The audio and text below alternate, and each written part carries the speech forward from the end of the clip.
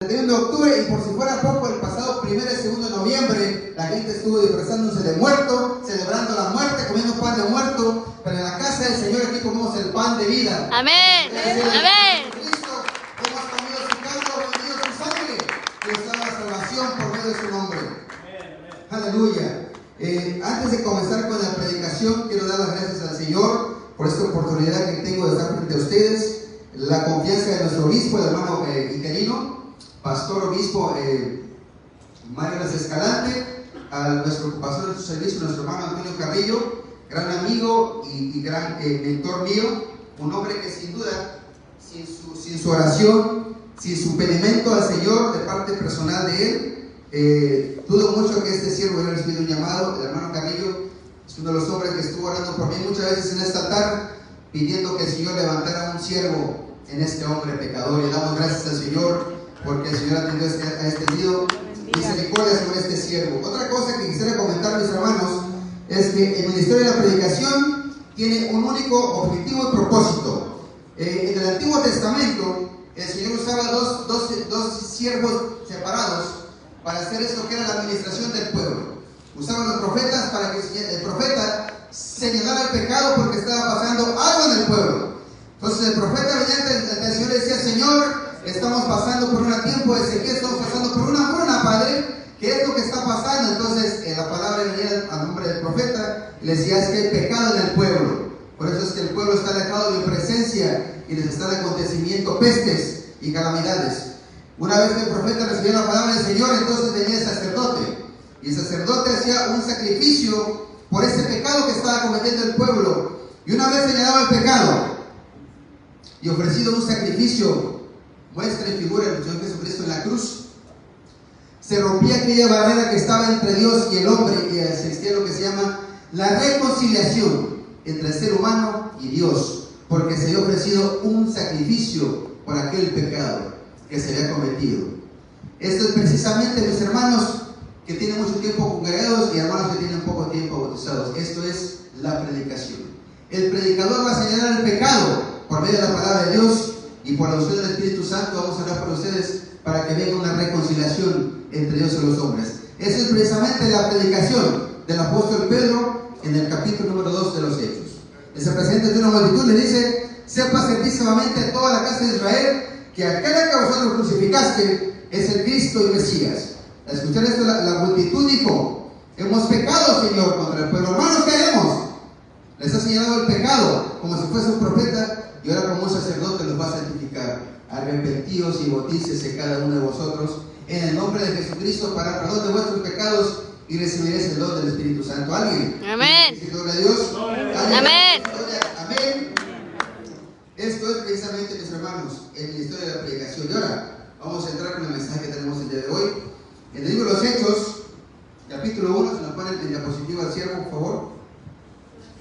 Libro de los Hechos, capítulo 1, versículo 1, 7 y 8, dice de esta manera: que los que se ven reunidos en ese día se acercaron al Señor Jesucristo preguntándole: Señor, ¿estás restaurando el reino de Israel en este tiempo? Y él les contestó: no corresponde a vosotros saber los tiempos y sazones que el Padre ha puesto en su sola potestad, pero muchachos, recibiréis poder cuando venga sobre vosotros el Espíritu Santo, y entonces me seréis testigos en Jerusalén, en Judea, en Samaria y hasta lo último de la tierra. Si alguien aquí tiene el Espíritu Santo, le pido que diga amén. De un aplauso al Señor, porque usted ha recibido poder de lo alto, poder del cielo, el Espíritu Santo que prometió poder de Israel. Vamos a hablar con esto, y ustedes pueden tomar asiento. Padre, en esta hora, Señor, presento como tu siervo ante tu pueblo, que tú compraste con tu sangre.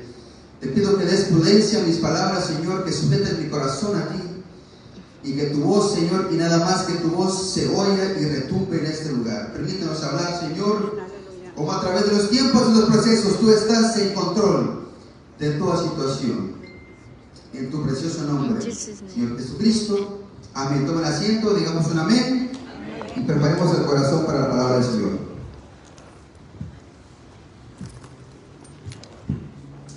Esta pregunta que hacen los apóstoles a nuestro Señor Jesucristo: Señor, ¿estás restaurando el reino de Israel en este tiempo? Es decir, Señor, tú estás entre nosotros, pero según lo que nos has estado contando es que tú pronto vas a regresar a tu trono celestial y nos vas a dejar aquí en este lugar, y todavía no vemos que tú quites el yugo romano sobre nuestro pueblo de Jerusalén, y no hemos visto que hagas aquellas cosas que nosotros estábamos esperando que hicieras. Esta es la pregunta implícita que está en la pregunta de los apóstoles. ¿Estás ya, Señor, regresando de Israel la gloria antigua que tuvo en el tiempo de David, la gloria antigua que tuvo en el tiempo de Salomón?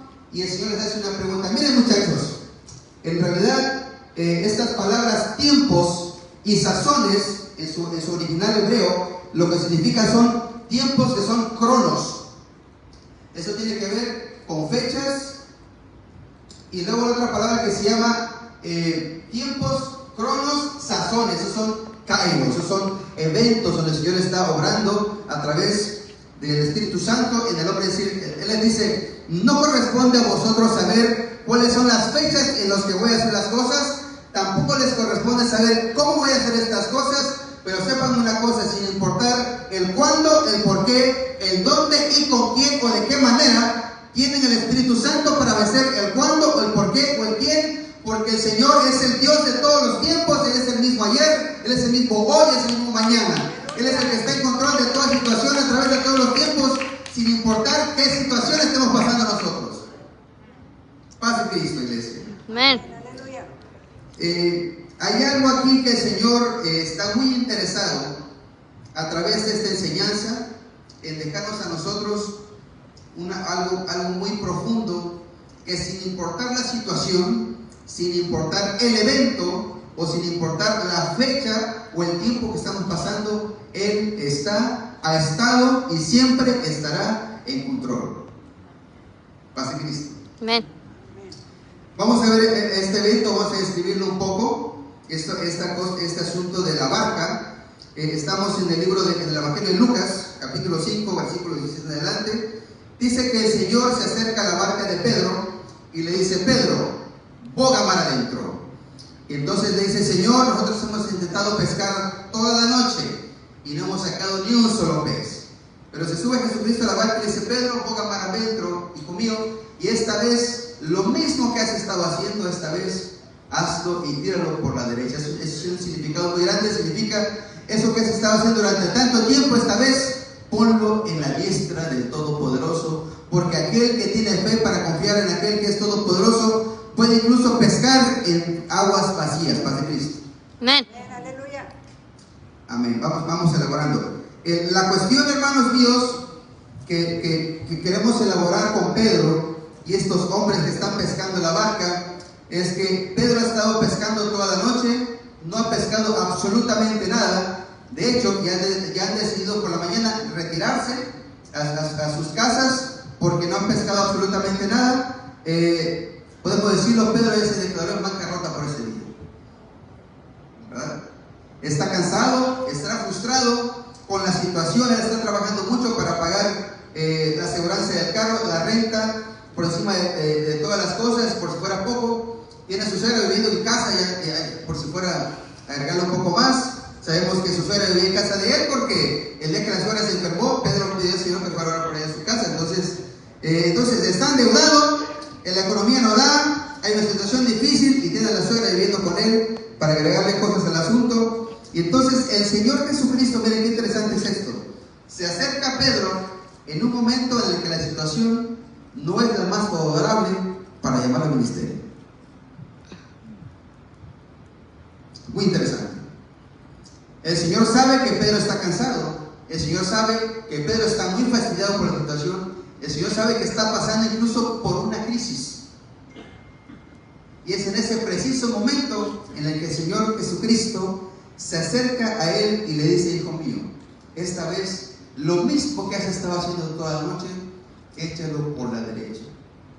No sé si alguien aquí está recibiendo esta palabra. Pero esa enfermedad con la que has estado batallando, esta vez ponlo en la diestra del Todopoderoso. Esa necesidad que has estado pidiendo, lo has estado haciendo por mucho tiempo, pero esta vez, hermano mío, ponlo en la diestra del Todopoderoso. Ese problema por el que estás pasando, esta vez ponlo en la diestra del Todopoderoso, porque este hombre que confía en Jesucristo, por aventar su situación sobre la diestra del Todopoderoso, pudo pescar en aguas vacías. Aleluya. ¿Alguien recibe esta palabra? Muy bien. Permítame, porque te está muy fresco aquí arriba y de repente se me seca la garganta.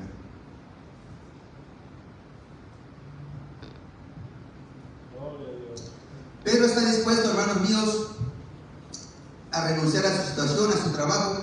De hecho, ya se ha retirado, ha levantado sus redes. Y el Señor Jesucristo se acerca en este momento para decirle que vuelva a trabajar en lo que ha estado trabajando toda la noche. Y eso tiene mucho que ver con nosotros, porque hay que aprender cuando parece que los tiempos son malos o parece que un evento es malo, y porque ese tiempo que yo estoy pasando, a raíz de un evento, yo tengo que estar en una situación y tal vez ese no es el potencial que Dios espera para mi vida durante ese momento. Vamos a tratar de realidad y ejemplo bíblico de lo que es la vida cristiana.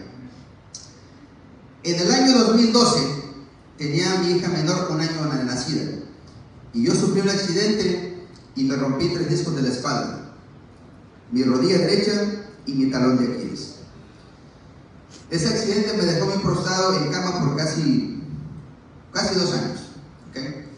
Muchos de los que están aquí enfrente de mí son testigos de cuando pasé por las puertas de esta iglesia la primera vez, que llegué en andadera caminando tembloroso y pesadumbrado. Pero por ejemplo el hermano Cruz y el hermano Kelly, que son uno de mis mentores, han de recordar que cuando empecé a venir a su casa a escuchar la palabra del Señor, no venía tembloroso, venía casi arrastrándome, porque estaba en mi temporada más difícil de mi lesión.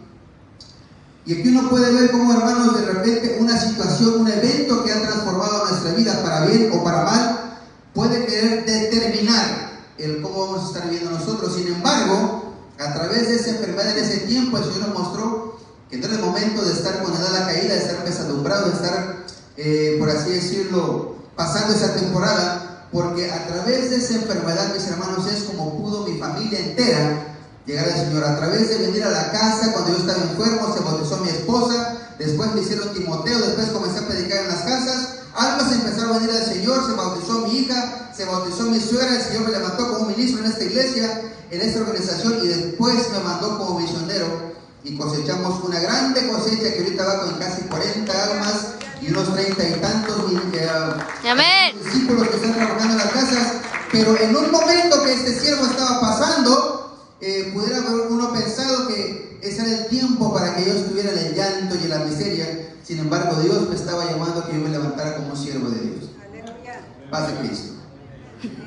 Quisiera dejar esto en claro, porque incluso los que tenemos en la Biblia como los héroes de la fe, para poder recibir el alto llamado con el que llegaron a trabajar, tuvieron que pasar por situaciones difíciles. Y de pronto uno piensa que esa situación que yo estoy pasando va a determinar lo que yo soy, como que pareciera que el tiempo y el evento se ha salido del control de la mano de Dios. Voy a usar únicamente 3 ejemplos de 3 siervos que tenemos en la Biblia para edificar esto. Tenemos, por ejemplo, a este hombre que se llama Gedeón. Él tenía llamado de parte de Dios, porque hay una nación impía que está atacando a su nación, y cuando él tiene que hacer frente a esta situación, resulta que él está escondido moliendo granos en un lugar, en una cabaña ahí junto a una asna. Gloria a Dios, ¿verdad? Luego tenemos a este hombre que se llama Jeremías, profeta del pueblo de Israel. Él recibe un llamado de parte de Dios en un tiempo muy difícil, porque los va a invadir esa nación de Nabucodonosor, el rey Babilonia. Y entonces él piensa que es un tiempo que él va a pasar por el que van a quedar despojados y en la miseria. Pero hay algún mensaje de parte de Dios para la vida de Jeremías a través de él hacia su pueblo, que vamos a hablar en un momento. Tenemos este otro siervo que se llama Isaías, y dice que en los tiempos de Isaías, en el capítulo número 6, dice que sucedió que murió el rey de Israel en ese tiempo. Y cuando muere el rey de Israel, hay algo que sucedía muy frecuentemente cuando un rey venía y conquistaba otro reino, que el rey en turno conquistador venía y hacía algo muy potencial y destructivo para esa nación. Primeramente, ejecutaba y mataba a toda la élite financiera, política y religiosa. Isaías tiene un problema muy fuerte porque él es profeta y religioso y también pertenece a la clase política. Entonces, si hay alguien que va a morir entre el pueblo de Israel, es Isaías. ¿Okay? Entonces vemos estos tres hombres que se les ha presentado un evento, una situación, un tiempo que está definiendo lo que puede parecer una calamidad para su vida. Paz de Cristo. Parece que todo el tiempo, que todo el contexto, que todo está en contra de ellos. Sin embargo, incluso en los momentos más críticos de los siervos y de los héroes de la fe, el Señor está siempre en control. Quisiera dejar eso muy en claro, hermanos, porque de repente parece que la situación nos ha sobrecogido, nos ha sobrepasado y como que ya no hay solución ni nadie le puerta, pero el Señor siempre tiene una puerta abierta, una última posibilidad para sus siervos y para su pueblo. Es interesante que este hombre Jeremías, que piensa que todo tiene que perderse ya porque ya Nabucodonosor viene a destruirlos, y el Señor le dice, cuando están siendo invadidos, le dice a Jeremías: ve y compra heredades.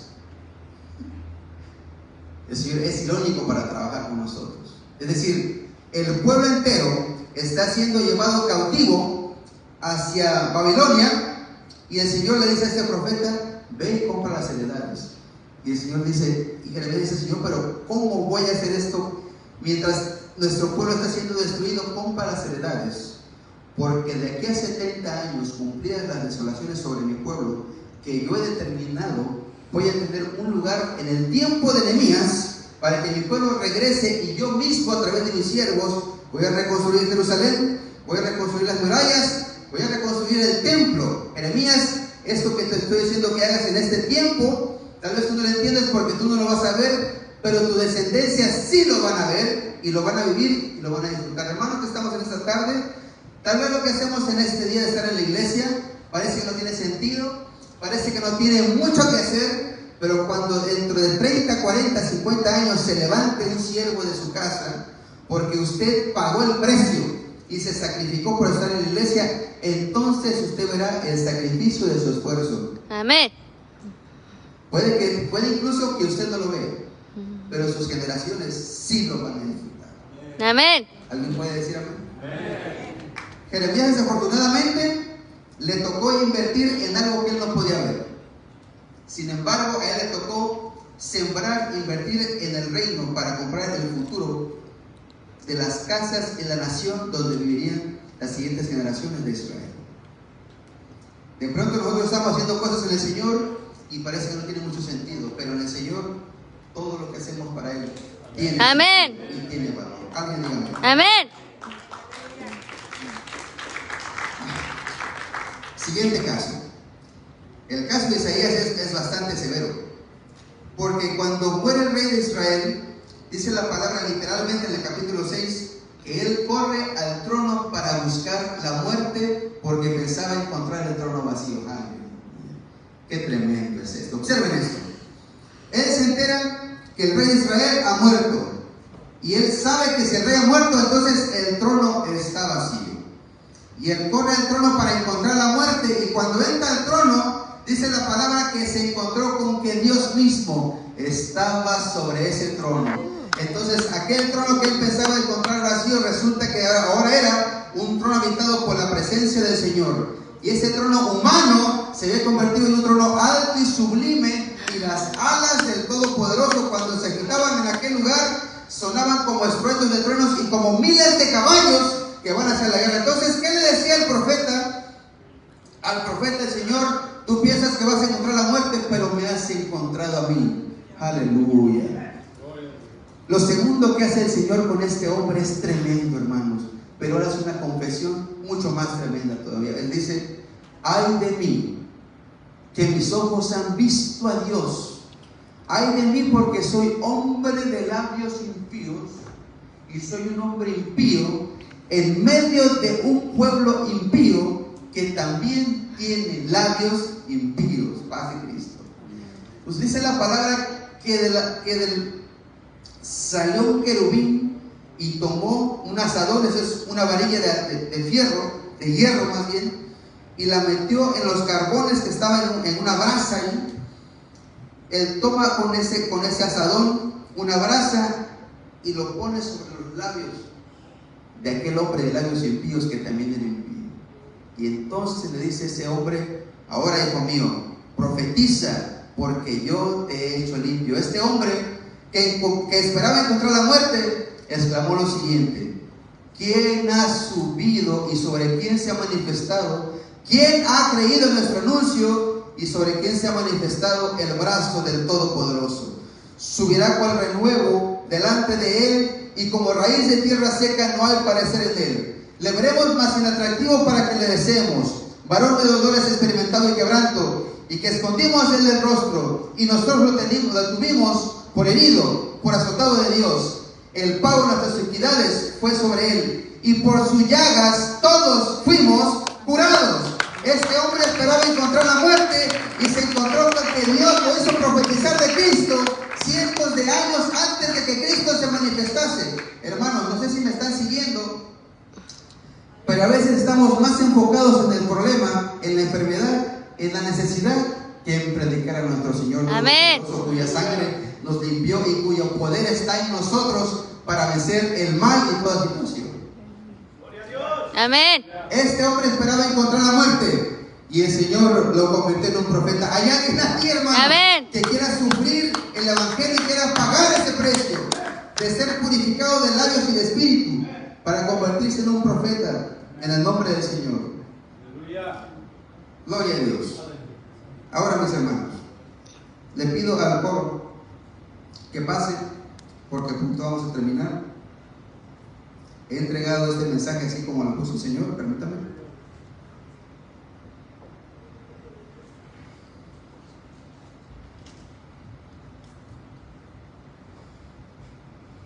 Vamos a terminar con eso pronto. Es interesante aquí esta parte de la barca. Pensemos en esto. Cuando leemos el evento de la barca en el libro de Lucas, por ser un hombre de ciencia, por ser un doctor, él pone atención a muchos detalles que no se pueden explicar a través de la ciencia. Él pone atención en esa parte donde en aguas vacías de pronto se llena de peces, porque él es un hombre de ciencia y ve los milagros de Jesucristo, rebasan su entendimiento y su ciencia. Cuando Mateo escribe acerca de ese mismo evento, él lo hace desde su contexto, porque él es un hombre judío, y le llama tremendamente la atención la forma en la que el Señor llama a los discípulos. Lucas lo narra de una manera, Pedro boga para adentro. Mateo dice de esta manera, les dijo así: venid en pos de mí y seguidme. Lo voy a repetir. Mateo 4, 18 y 20 para los que toman notas. Él les dijo: venid en pos de mí y os haré pescadores de hombres. Aleluya. Ellos entonces, dejando las redes, le siguieron. Me pido las manos para terminar con un poco de música, para terminar pronto. Hermanos, estas palabras, venid en pos de mí, tienen una trascendencia tan profunda que cuando leemos a simple, a vuelo de pájaro, no entendemos. Lo voy a explicar. En el tiempo que Juan está escribiendo estas palabras, que Mateo está escribiendo estas palabras, venid en pos de mí, hay algo que se acostumbra en el pueblo de Israel, en el pueblo judío, y era eso: todos los niños van a las 3 escuelas de aprendizaje. De los 6 a los 10 años van a lo que se llama la casa del Bet Sefer en hebreo, que significa la casa del libro. Y de los 6 a los 10 años tienen que aprenderse desde Génesis hasta Deuteronomio de memoria. Después del Bet Sefer, casa del libro, van a la casa del Bet Talmud, que significa la casa del aprendizaje. y se aprende desde Génesis hasta Malaquías. Padre Cristo. Los egresados de la casa del Bet Talmud van a la casa del Bet Midrash, que se llama la casa de la interpretación. Y aquí lo que hacen es que vienen todos los egresados de la Bet Talmud y los maestros de la ley, los doctores, los fariseos, los gamalieles del tiempo, están sentados y los jóvenes vienen a ellos y les hacen preguntas de interpretación del Antiguo Testamento. Y aparte de hacerles preguntas, les piden que interpreten de acuerdo a las muchas interpretaciones que hay. Ahora dime tú, ¿cuál es tu interpretación de este versículo?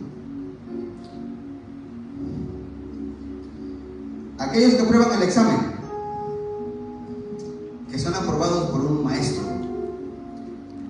el maestro se levanta, los mira a los ojos y le dice: venid en pos de mí, porque tú puedes hacer lo que yo estoy haciendo, y un día tú vas a tomar mi lugar. Pero esto lo hacen con los niños de 14 años.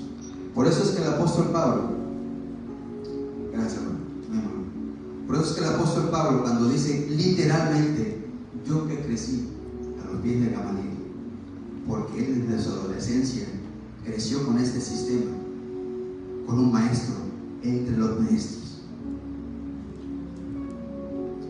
En el caso de los apóstoles, cuando se presenta a Jesucristo con ellos, y les dice a estos hombres ya son adultos, todos los niños que no pasan el examen de la Bet Midrash, le dicen: mira, es bueno que aprendiste tu Torah, es bueno que aprendiste los libros, porque es necesario que cuando estés en la sinagoga sepas la interpretación y sepas de qué habla el maestro. Pero tú no puedes hacer esto. Ve a aprender el oficio de tu padre y dedícate a eso. ¿A qué se dedicaba el hermano Carrillo? Pero los demás eran pescadores. Hermanos, Jesucristo se acerca a un grupo de adultos que en su infancia sufrieron el rechazo, la descalificación, la desaprobación, el dolor de no haber sido aceptados por alguien, el dolor de no haber cumplido con la expectativa. Pero ahora está ante ellos el maestro de los maestros, el autor del libro con el que enseñan los maestros, y les dice: venid en pos de mí. Por eso es que al instante, mis hermanos, Pedro y los demás sueltan las redes. Toda su vida, sus redes han sido su vida y su sustento, pero ahora lo han soltado porque el maestro les ha dicho: venid en pos de mí. Yo quiero preguntar al Espíritu Santo en este día, Señor, siga preguntando hoy: venid en pos de mí. ¿Cuántos que en este día venid en pos del Señor? El Señor, es interesante que estos hombres desaprobados ni siquiera les hizo un examen, porque Él es el que pagó nuestra descalificación para ser aprobados y aceptados por Dios. Amén.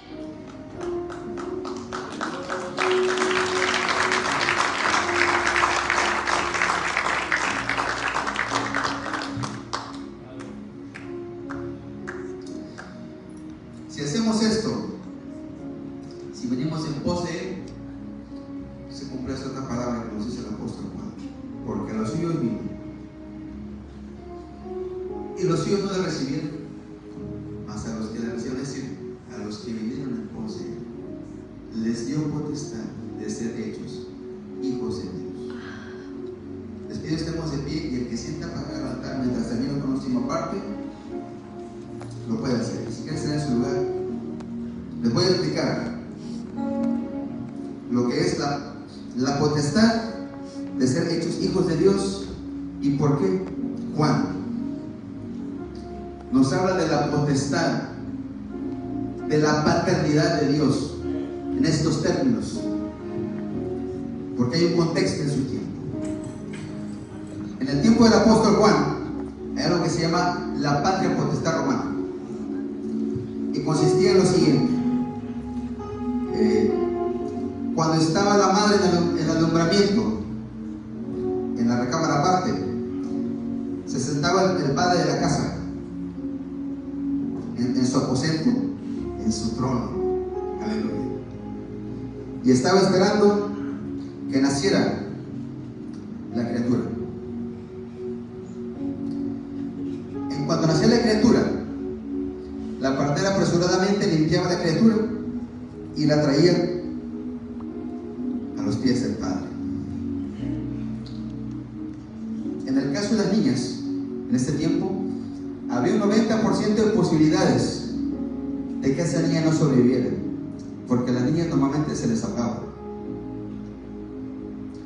Todo varón de casa esperaba tener un varón para que heredara el título, el nombre, el renombre, las propiedades del padre, para que fuese un labrador del campo, un domador de bestias, para que fuese un soldado que se convirtiera en un lugarteniente en las fuerzas del ejército romano. Entonces, una niña no era muy conveniente para eso. Y las niñas eran ahogadas en los ríos. Esta es historia, hermanos, no lo estoy inventando. En el caso de los niños, se lo presentaban al padre en sus pies. El padre lo miraba estoicamente, sin emocionarse, porque tenía que hacer una evaluación primero. El niño debía tener una compostura robusta, porque debía tener la posibilidad potencial de convertirse en un soldado, en un teniente, en un labrador de campo, en un hombre fuerte. Por si fuera poco, no debe tener defectos. Si no cumplía los requisitos, si no pasaba el examen del padre, la criatura igual era tomada por la partera y se llevaba al río más cercano y se ahogaba ese niño y después se ocultaba. Pero en el caso, gloria a Dios, cuando el padre veía a la criatura y decidía que había pasado su examen, el padre se agachaba. Doblar la espalda es un símbolo de que va a trabajar arduamente por esta criatura. Lo levantaban,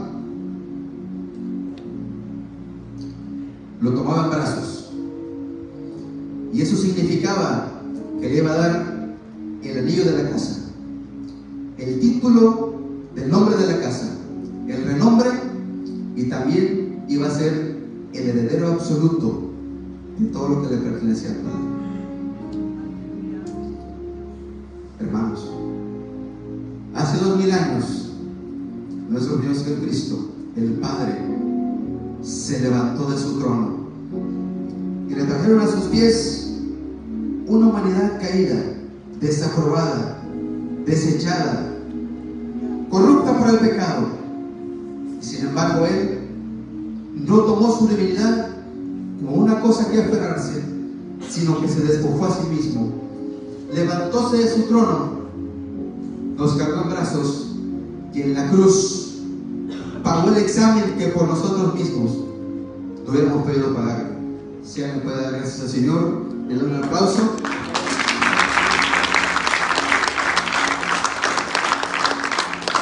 Él es el Padre que no rechaza y aún sigue diciendo: venid en pos de mí. Le pido pasemos, los ministros, tenemos listos para orar. En nuestro coro del Señor le pido que tenemos una alabanza para ministrar este mensaje. Oremos, hermanos. Padre, gracias, Señor, por cuánta misericordia mostraste tu creación, Padre. Bendito sea tu nombre por siempre, Señor, hasta el siglo venidero. Estábamos desechados, Señor, corruptos, imposibilitados, Padre, de ser aprobados,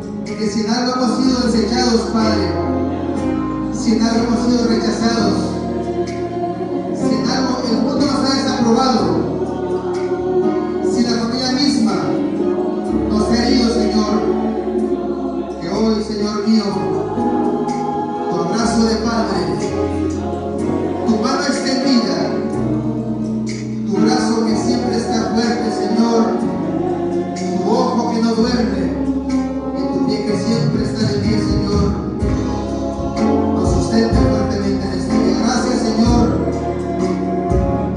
que tu Padre nos has calificado. Tu Señor nos has calificado, Padre.